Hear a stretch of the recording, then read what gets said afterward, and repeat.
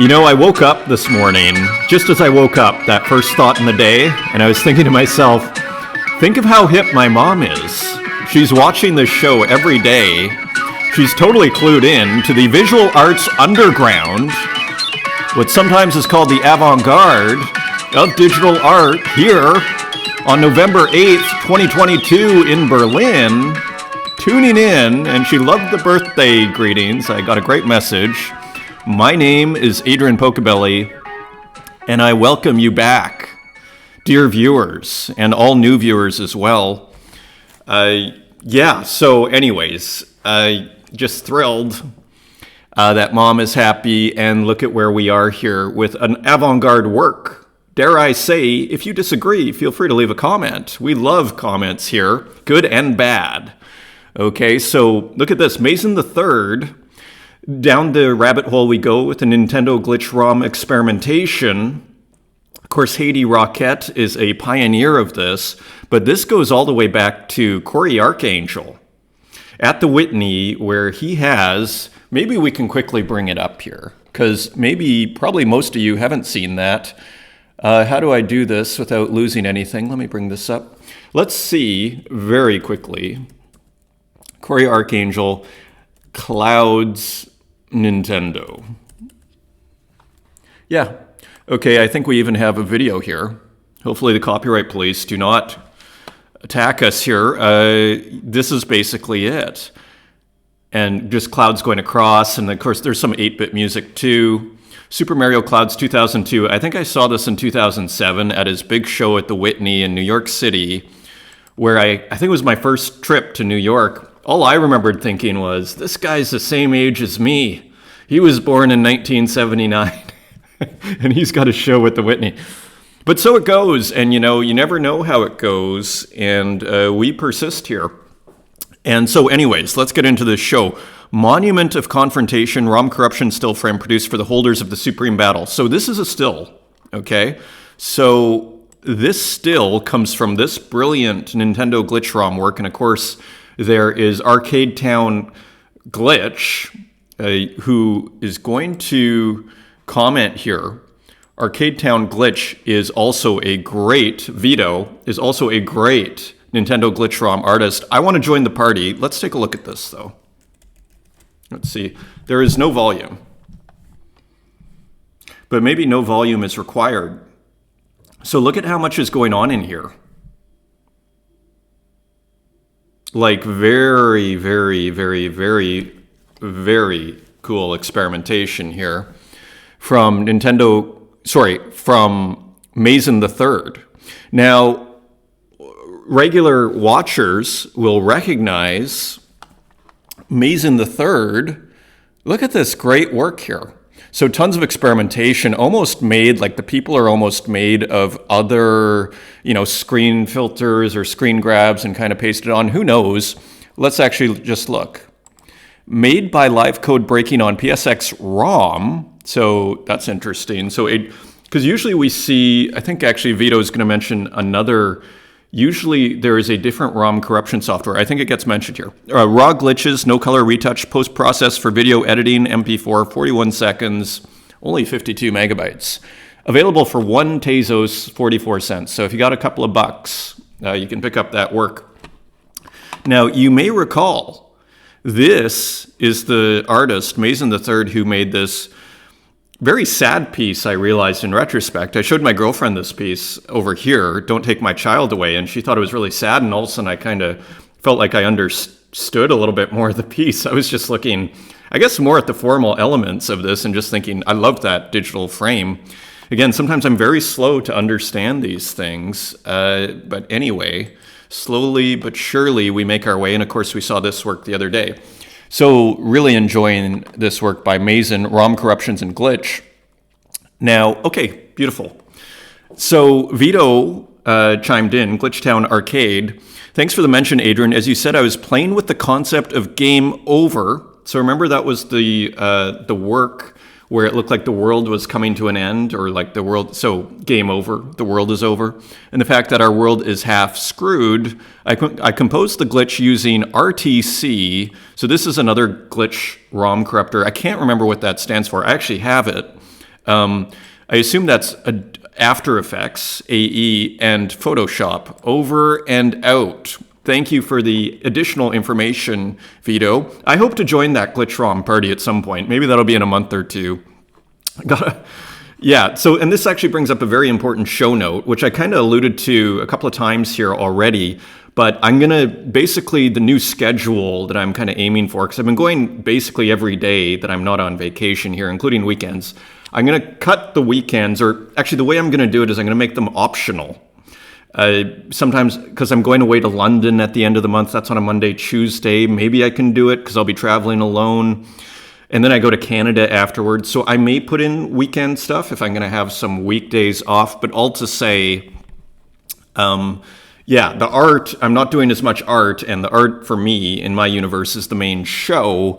So so weekends I'm going to take off. But I think it gives people a chance to catch up as well. Because not everybody has 20 to 40, sometimes 50 minutes a day to watch a show. So it gives people time to catch up, which I think is fun. Also a comment from Crypto Future. Solana also can be turned off at the moment when you want to sell or buy an NFT. And when it works, it is, of course, very fast because it's centralized. Just another Web 2 company disguised as Web 3. And this is a common criticism of Solana, as well as Binance Smart Chain. That's how Binance Smart Chain worked, BSC, so well and fast when it first came out, because it was centralized. There's like 18 or 31 or whatever it was, centralized. I don't know if you'd call them nodes or whatever they are. I'm not an expert in these things. And Solana also has that. As an artist, I'm not overly concerned. I actually like this idea of diversification, and I kind of like the feel of Solana, so I don't really worry about it too much. I think it's good to be on different chains. And ultimately, I think the archivists, the archive people, are going to figure it out. And if it works now, they're going to be able to get it working 30 or 50 or 100 years from now, one would think, with even better technology. One would think. And who knows? Crypto Future brings up a very true point here. So that is something to keep in mind.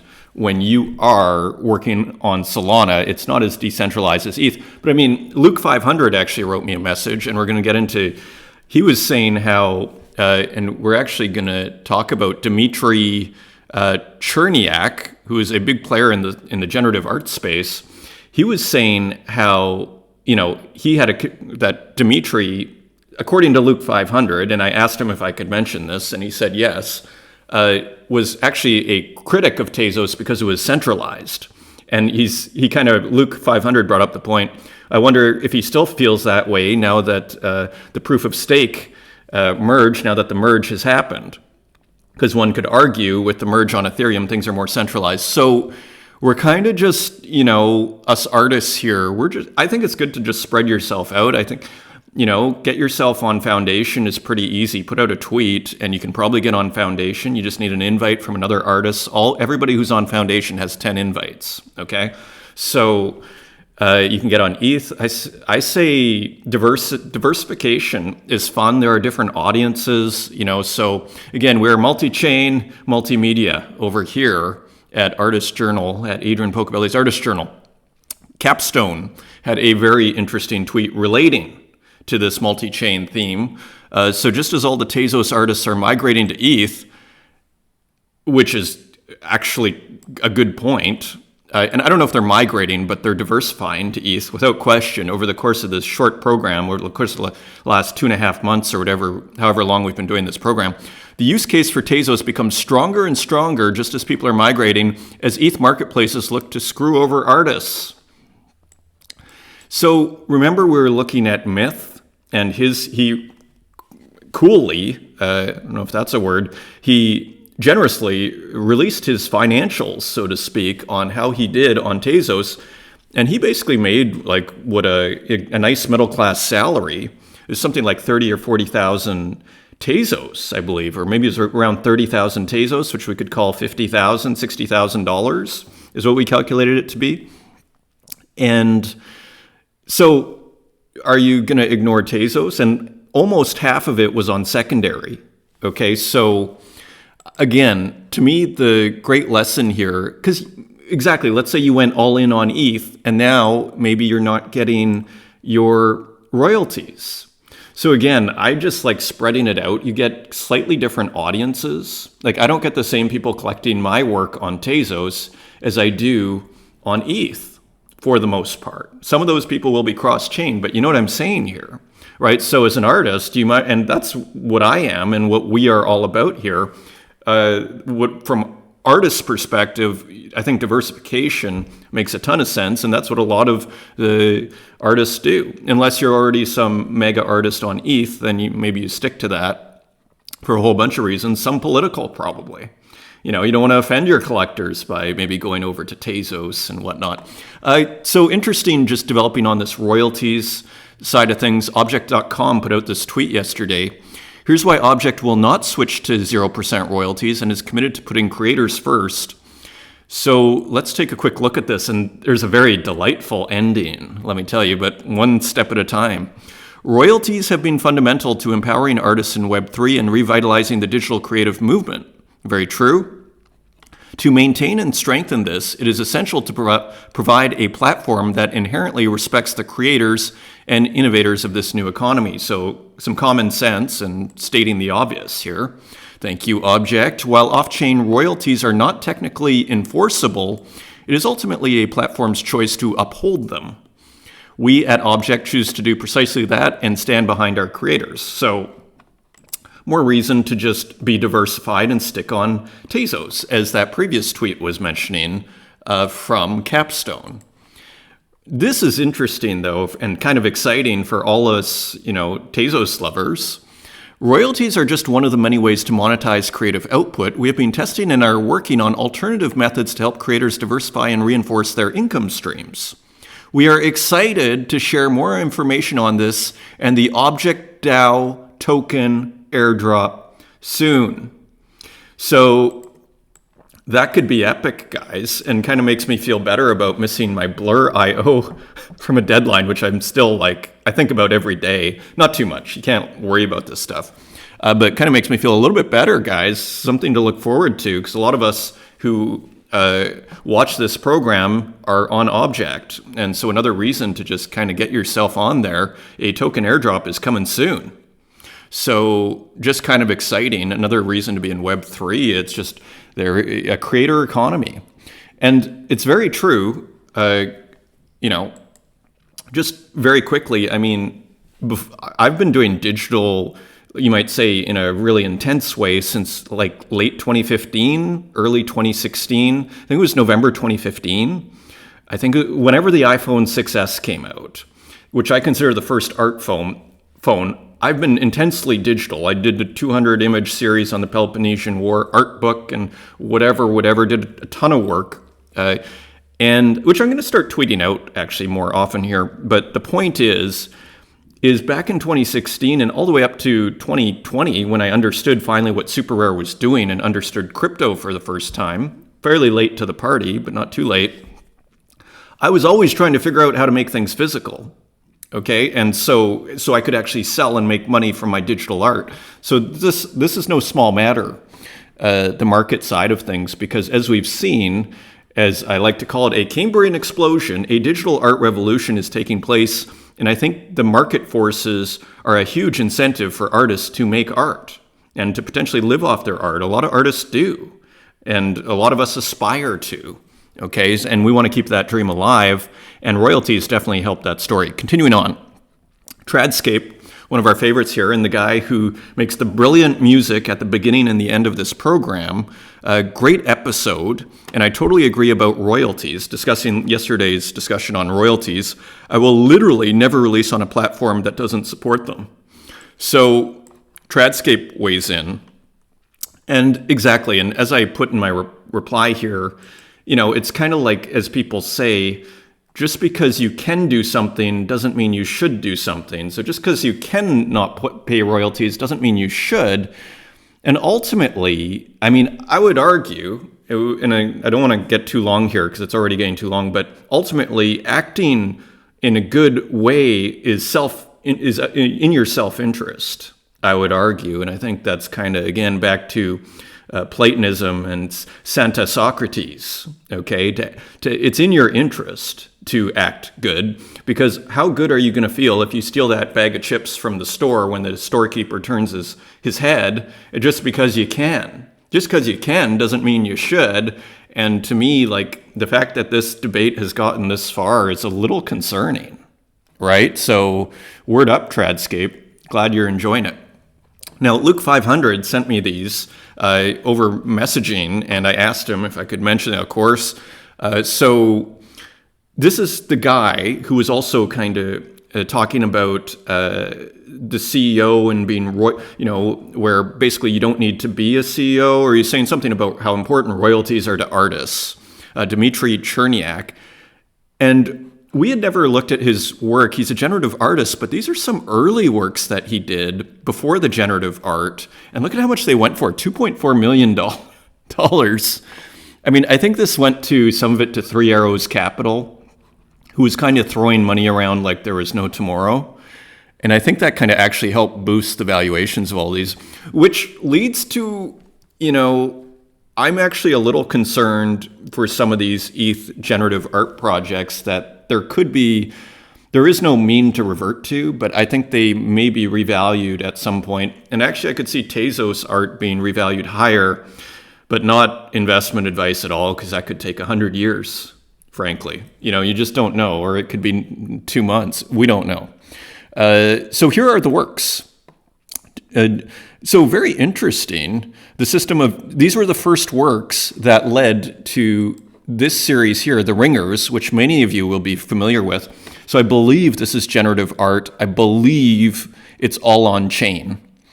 Feel free to correct me in the comments if I am wrong. And look at how much these are worth. Like last sale 20 ETH, but look, selling for 134. Like if you want to buy one of these, price low to high. Let's put buy now. And yeah, 65 ETH. That is your floor here. 65 ETH, which is basically $100,000. Let's just call it that. So anyways, just so that we're all familiar, because this was news to me, these works on Super Rare. A lot of you will have seen them. I mean, 6,400, which actually sounds like a lot, but it's actually not that many when you think about it. So anyways, here are the works. So just to be familiar, quite cool. And it's quite interesting to see what they developed into as a generative art project. So continuing on, LB, I like to just touch on this display issue. And here is an On Cyber gallery, which I have also showed skepticism of just because it's too much work for me personally. And some people I've talked to privately have agreed with me on this point. It's a lot of work just to get from the point A to point B. So what I would do if I was On Cyber, and maybe they already do this, I think they might even already do this, is there's the way you can go like here, like a virtual reality gallery. And also, I think they do this already, just give it to me like a slideshow, kind of like this show, where I can just go through everything and not have to worry about the walking. Give me the option. And then I think you have a Rock'em Sock'em product here. You already do. And yeah, so my 2 cents there. So anyways, so there is an LB work in kind of a country western wall. So very cool. Continuing on, Dan Control sold his Ronald McDonald for 0.25 ETH as well. And we covered that earlier on the show. So I just wanted to give a shout out. Another, I love the consistency and the sheer amount of works that Dan Control is putting out. Something to aspire to. And also, JNK, Kurt Hustle Collective, are just a quick shout out. Best offer accepted in 48 hours, and this came out about 12 hours ago. So you have a day and a half to make a bid on this fantastic The Talk Night Show Episode 2 by Kurt Hustle Collective. Currently 150 Tezos, so selling it for a song so far. And just a couple of other kind of, semi-industry notes. So again, I advise with Arthropo, and this is so they are putting out a release with Mikey de la Creme, and this is one of the pieces, and it's actually really interesting. So first of all, GloomTube on Ethereum. This may be a first, as far as I understand. And what does it say here? Backyard Smackdown by Gloomtube from Field Trip. There goes the neighborhood. The first from VVDs, I'm actually not sure what that stands for. Pics will be released Monday, November 14th, so a week from now. Next Monday. Edition of 10, small edition, available with a drop pass for 0.5 ETH, all 5 works. And this is interesting too, or as an individual work for 0.15 ETH. So you can pick this up, only edition of 10. So what I really like about what Arthropo is doing is they are evolving. With each drop, they are trying out new mechanics, and that, my friends, is how you do it. That is how you build a business. So very cool, heads up there. And just a couple other sort of things. So we're in this kind of bear market here, but there's a lot going on. GM, this is from Ezra Eslin. Here's an announcement, Tezos Posse with Fake Whale Gallery. And we've seen Fake Whale with Die With The Most Likes. And there was another artist that we looked at. And so on Nifty Gateway. And so I think there's as you can see here, there's a bunch of artists. Walk is on there. It was Walk. It was the other artist. So anyways, 12 artworks. So things are happening. So Nifty Gateway, I guess this is maybe the moral of the story, is working with Tezos. We're just kind of cross-chain business, as we saw with Arthropo, Tezos artists on Ethereum. And finally, another initiative, Art to Act. Uxine showed us this beautiful work here with his wonderful brushes that he has generously shared with people in the community. I'm participating with Art to Act Genesis Collection, mint date November 10th. So that is in 2 days. Today is Tuesday, so that is on Thursday. So heads up there. And finally, here's Limbo working. I think this is, this makes me excited on a personal level, because I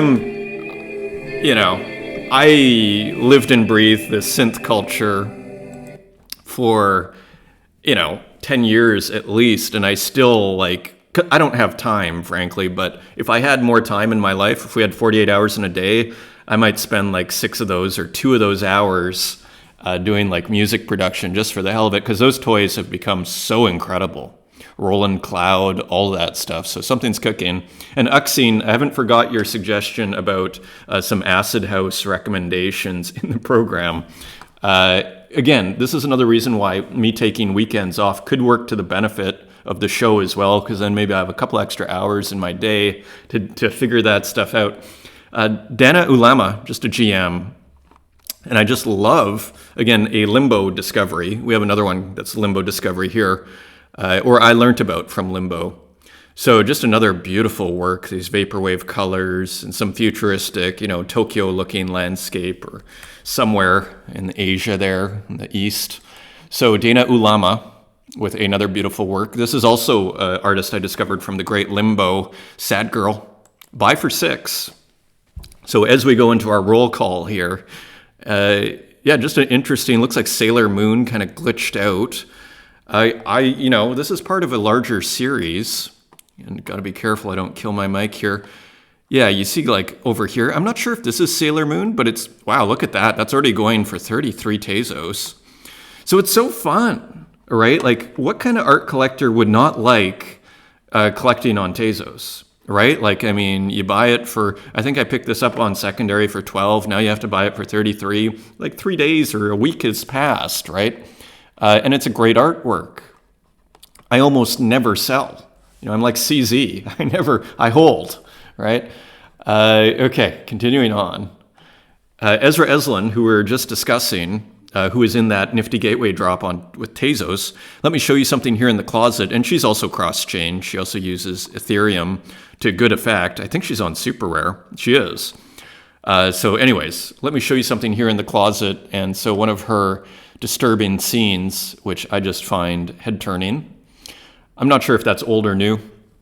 Here is a new artist that turns out to be, I got it here, the long-suffering wife of Max Capacity. So this is Bug Slayer Betty, and she's also multi-chain. I just thought this is a really nice work here. And it reminds me of a Rosenquist, actually. So we see here the woman screaming, and the Kit Kat clock Let me see if I can bring up the James Rosenquist. It's even spaghetti, and there's a car grill. Let's see if this works. Yeah. This is one of my favorite Rosenquist works. Let's see if we can open this properly. Yeah, look at that. James Rosenquist, pop artist. He was a billboard painter and then turned pop artist. So isn't that great? Like how made to order is that? Sometimes his later work is quite controversial. I'd say just among collectors onto what happened. Because there's kind of like, I'll just quickly show you. These shows are going way too long. And, I was thinking Twitter has a 42-minute limit when they get their videos set up. And that could be good because that will just put a cap on this show if I start releasing it on Twitter as well. Let's just see if I can find, yeah, this isn't what I was looking for. Yeah, this is kind of more like it. Yeah, so these kind of works here are sometimes, like I remember being actually at Art Basel Miami in 2012, the last time I was there, and there was like one of these works and you could hear like these kind of rich collectors just being like, don't know what happened to Rosenquist, that sort of thing. I mean, you make your own decision, but I'm a big fan, obviously, of James Rosenquist, and this work is brilliant. So anyways, and of course there's that work, and yeah, he's a classic. So yeah, so that work by Betty Art just kind of echoed, and lightly echoed this kind of structure, this kind of, and what I like about it, it's kind of like, again, surrealism, juxtaposing two opposite realities in a new context. Well, here are two separate realities in the context of basically an art piece, an image. So using the framing device as that new context. Interesting. Here's another interesting work and kind of like jarring a little bit. Hey, this abstract work by Tezos. Now, you may remember Tezos from, and I think I have, you remember this work? Who did, I think I brought up their Tezos object here. Remember, so we've actually been this piece here. So Tezos plays a lot with just abstraction, but with different kind of means, different mediums, you might even say, or different methods, pixel art. I'm not sure if there is AI in here or not. See what I mean? Like just playing with abstraction in the digital sphere. And so here's a new piece using glitch AI, digital collage, and painting techniques to visualize the internet dream. So that is pretty profound. So just kind of interesting, available on Solana.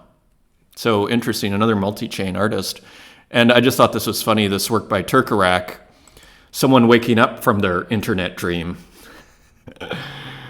Okay, so anyways, here's some of Tezos' work on exchange.art. So yeah, I think this is ungated way to get on Solana if you're looking. So maybe I'll start here, put it on my massive list of things to do. So that is Tezos. Louis Osborne with a new piece and taking offers. I did not look at his Twitter, but always just interesting to follow his work.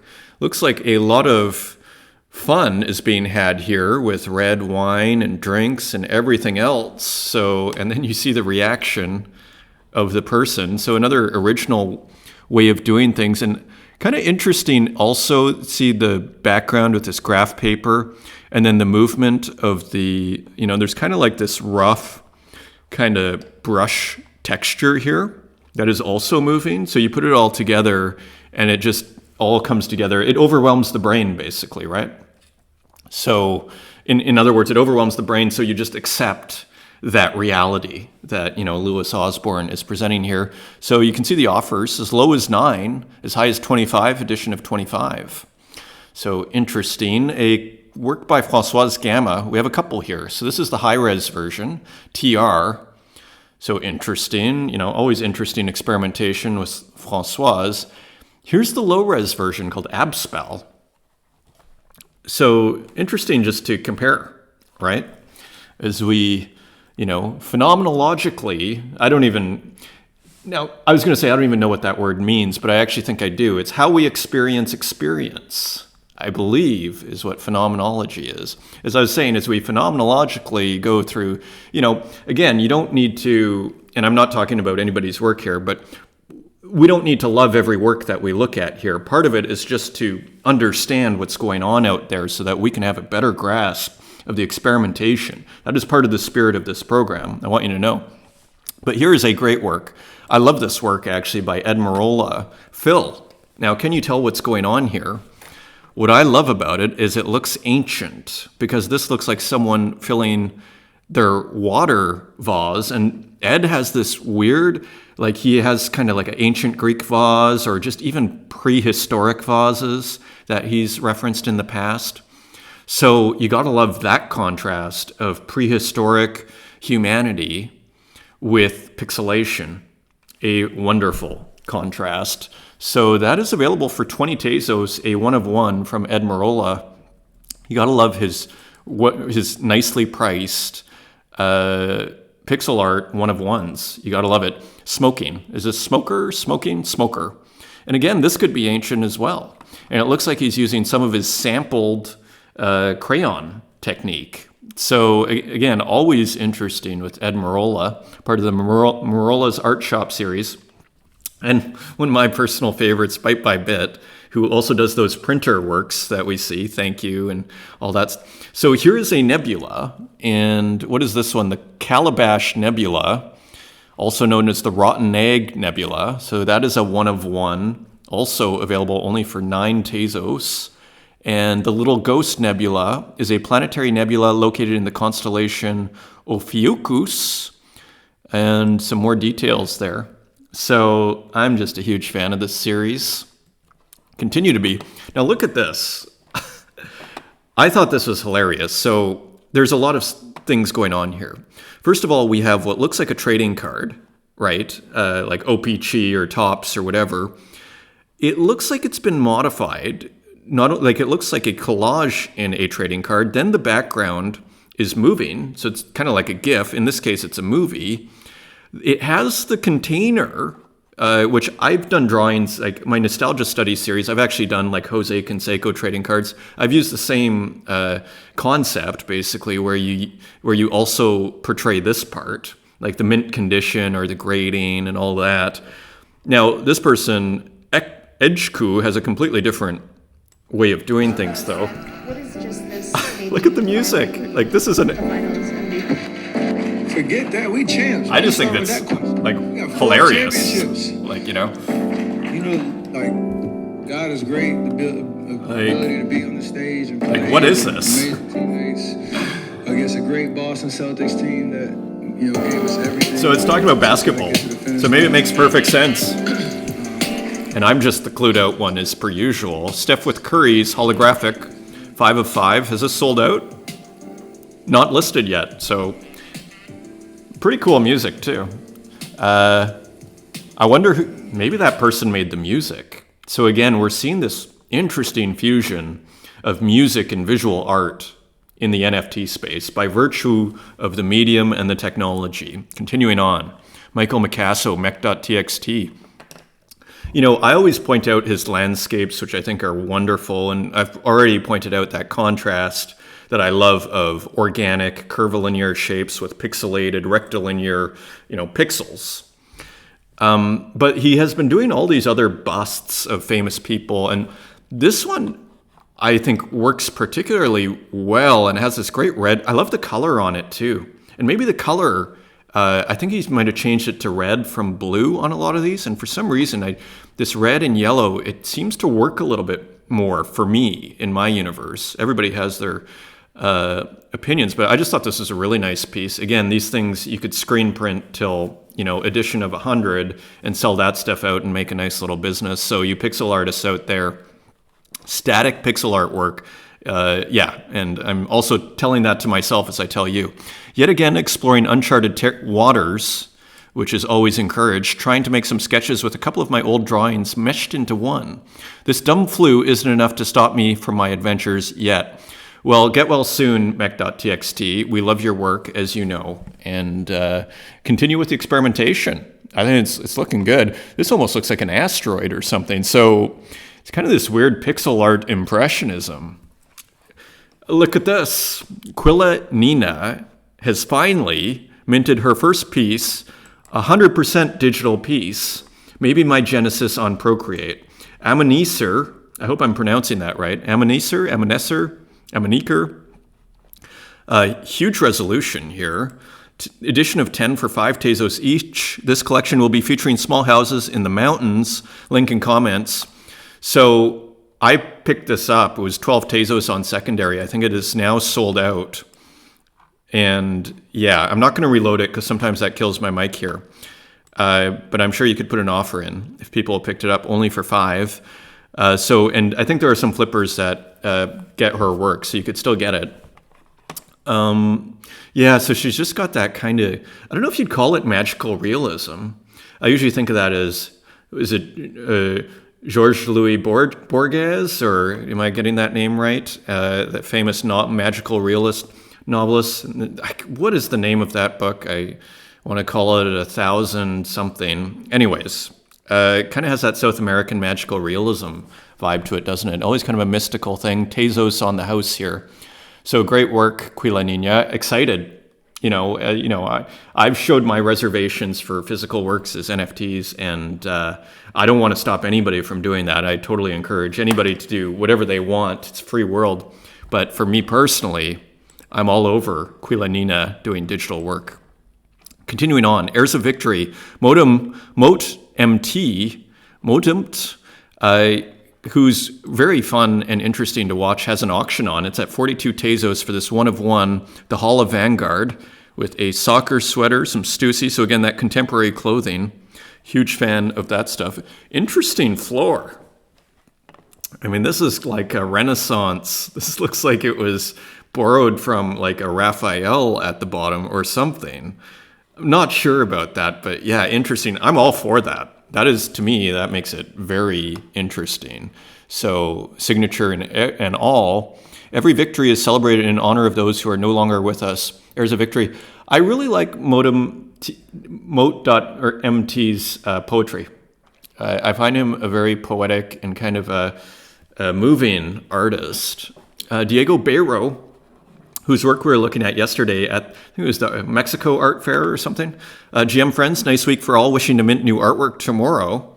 So this is looking good. A beautiful work here. I love the green background and just kind of a pretty work in Diego's style. So heads up there. Heads up and shout out to Diego Beiro. So of course, these shows are going too long. I'm going to wrap up here. And we are wrapping up as we go into AI. But Unknown Collector, my favorite collector artist, put out a little thread here, and I'm going to zoom through part of it. Are we really an art community? I think it's time to tell you a little more about my first minted untitled artwork from some months ago. This artwork was partly a personal social experiment for the space.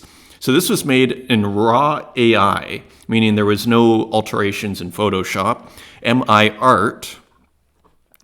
And I was thinking, Unknown Collector is going Duchamp on us, and there, sure enough, this inspiration behind this piece was Fountain of Duchamp. I'm not sure if you know this piece, but short summary, by using the ready-made urinal, he showed that art is not defined uniquely by its aesthetic, but by its concept. Art is thought-provoking. So I'm not going to go through all of this, but all to say, let's go here. So I wanted to make a statement. I wanted to achieve the most simple raw AI piece that I could think of that naturally evokes the feeling of rejection. It doesn't look like art. It's white background with black words. What is so special about it? So anyways, we can't read the whole thing here, but he was working with Midjourney, and this was he was basically saying his social experiment. I was almost sure that because I'm a big collector, nobody will criticize this work. I chose an exorbitant prize. It's reference to the first ever super rare piece sold, which was an AI piece in the last secondaries to sell for 100 ETH. And I chose the simplest visuals I could think of, and I am sure the combination awoke some skeptic and shaking heads from people that saw this piece, but nobody dared to criticize it. This is what I was trying to get to here. I'm sure there were some people thinking, no, this is not art, this is stupid. So he's sort of bringing out, because he's a big collector, people are not going to criticize. I think it's kind of bad form to directly criticize artwork. I mean, he's sort of saying, we need criticism, is what he goes on to say. I just encourage you to go to Unknown Collector's Twitter, give him a follow, and But he's basically saying, isn't that what that's all about, looking at art, talking about it positively and negatively, starting discussions and learning about yourself and the world? Are we maybe just like an add-on chat to the art marketplace? Is this a pure toxic positive promotion platform for art? I think it's a valid question. Like, in a sense, to me, I celebrate art that I like by talking about art that I like and that I think is interesting. So in a sense, it's kind of a guilt by omission, if anything.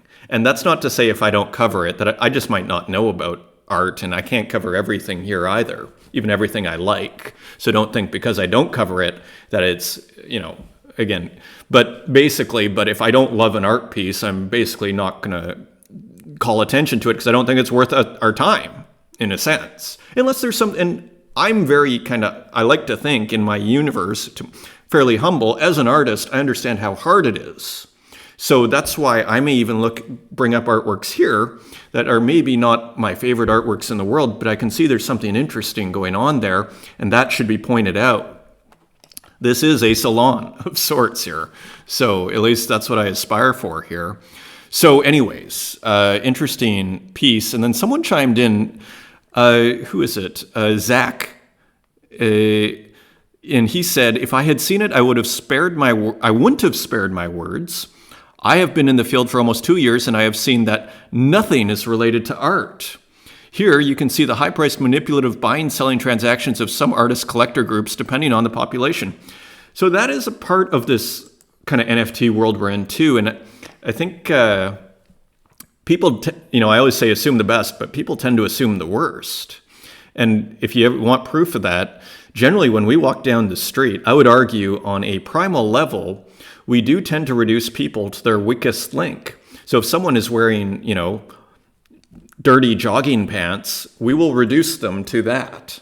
And so people do assume the worst. And I think when outsiders of the NFT scene, look at the NFT scene, oftentimes, in terms of the masses, they will be assuming the worst.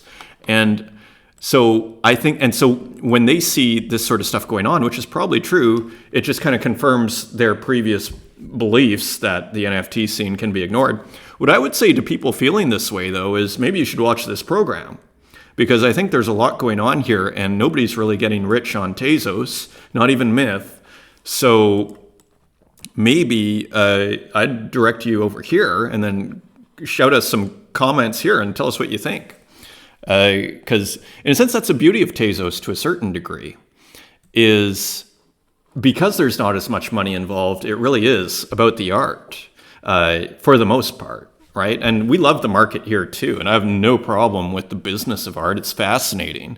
As someone pointed out, I think it was Uxine, good art is business art, as Andy Warhol said, or good business is good art, or good art is business art, or something like that. In the ABCs of Andy Warhol, or the philosophy of Andy Warhol, one of those two books, I remember reading that. A GM from Charles AI. I think we've seen this work before, but I just wanted to, it's good to return to works too, because Charles AI has just made another sale on Superware, this time for 2 ETH, $3,250 for his AI work here.